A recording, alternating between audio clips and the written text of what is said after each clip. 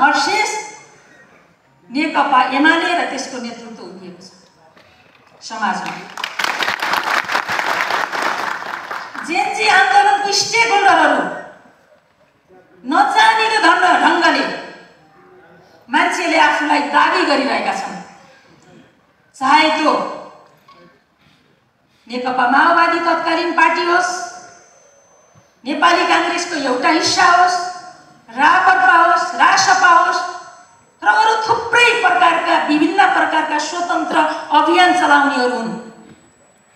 आज समाजमा हेरौँ, जेनजी विद्रोहको अनर्सित र त्यसबाट रोटी सेक्नको लागि र राजनीतिक स्वार्थमा आफूलाई पुर्याउन सकिन्छ कि सकिँदैन भनेर हेर्ने ती सारा मान्छेहरू आज नेकपा एमाले र त्यसको नेतृत्व भर्सेस अरू सबै शक्ति उभिएको छ।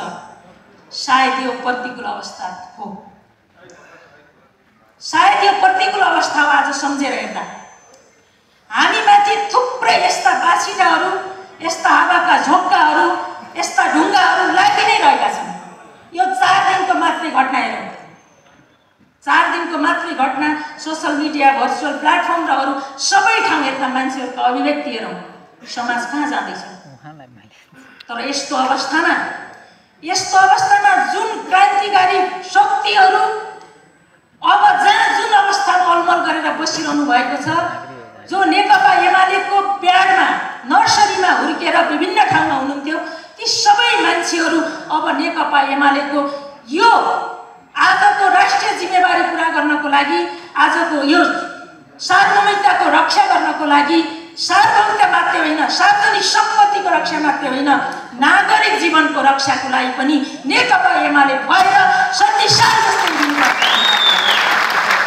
त्यही कारणले आज म भन्दैछु, सिंहदरबार आज जेनजी आन्दोलनको अनरसिप लिनेहरूले सिंहदरबार जलाएको कुरालाई कसरी जस्टिफाई गर्छन्? आज जेनजी आन्दोलनमा आफ्नो स्वामित्व खोज्नेहरूले संसद भवन जलेको कुरालाई कसरी जस्टिफाई गर्छन्? आज जेनजी आन्दोलनको स्वामित्व लिनेहरूले सर्वोच्च अदालत जलिरहेको कुरालाई कसरी जस्टिफाई गर्छन्? त्यो के ठिक थियो? आफ्नो छोराछोरी पुस्तालाई यो के भन्दै होला?